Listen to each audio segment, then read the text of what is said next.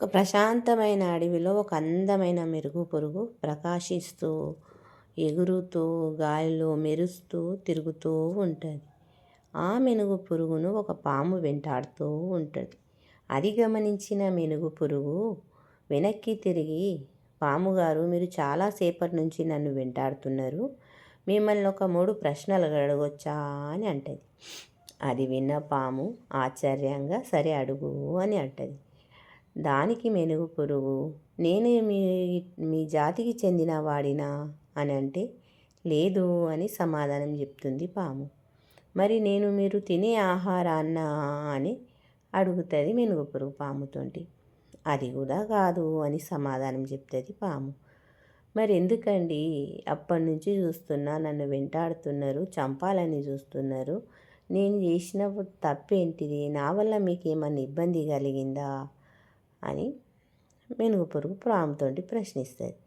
అది కూడా కాదండి, మీ వల్ల నాకు ఎటువంటి హాని జరగలేదు, ఎటువంటి ఇబ్బంది కలగలేదు అని పాము సమాధానం అంటది. మరి ఎందుకండి నన్ను చంపాలని చూస్తున్నారు అని మెనుగు పురుగు అడుగుతుంది. అడిగితే దానికి పాము ఇచ్చిన సమాధానం ఏంటంటే, నువ్వు మెరుస్తూ అందంగా ప్రశాంతంగా ఎగురుతున్నావు చూడు, అది నాకు నచ్చలేదు, అందుకోసమే నిన్ను చంపాలని చూస్తున్నా అని పాము అంటది. ఈ కథలోని నీతి ఏంటంటే,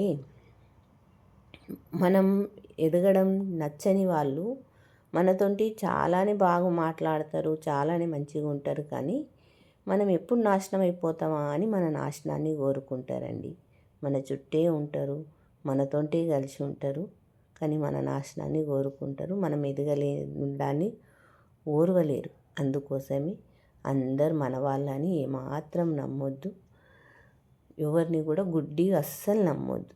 నా ఈ ఛానల్ గిట్ట మీకు నచ్చినట్టయితే సబ్స్క్రైబ్ చేసుకోండి, లైక్ చేయండి, షేర్ చేయండి. ఉంటా, బాయ్.